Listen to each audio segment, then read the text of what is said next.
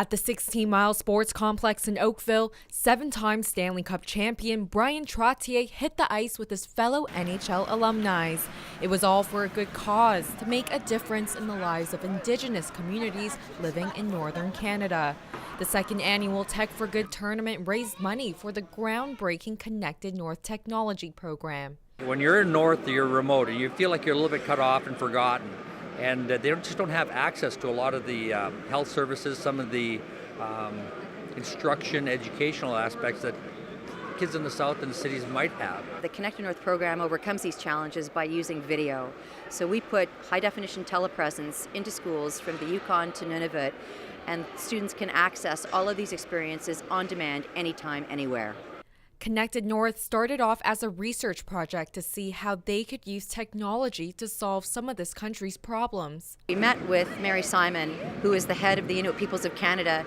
She talked about two big problems in Nunavut. One was the really high dropout rate of 70% by grade 9. The other was the highest youth suicide rate per capita globally.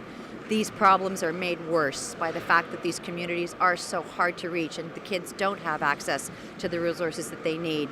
This program has seen tremendous growth and success since its launch in 2014. This fall, it will be servicing 50 schools, reaching 10,000 students. It's been really incredible. Since the program launched, we've done over 3,000 sessions, everything from kids visiting the NASA space station to the Vancouver Aquarium, to meeting with famous authors or sharing their culture with kids in the South. And by making these connections, I think we are able to send a really strong message that these children are valued. As the most decorated Indigenous athlete, many Indigenous children look up to Bryan Trottier as a role model. He's been able to host 5 video sessions to share his story as motivation. I tell them a little bit about my hockey history, my path to the NHL, being in a remote Saskatchewan, making it all the way to the NHL. You know, the New York Islanders, population, 4 million people. It was a tough road. It was a interesting road. It had its challenges.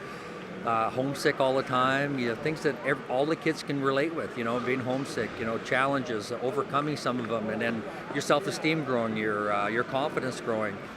Funds raised from this year's tournament will help the charity reach more students and add more schools. From the 16-mile sports complex, I'm Sijia reporting for Halton News.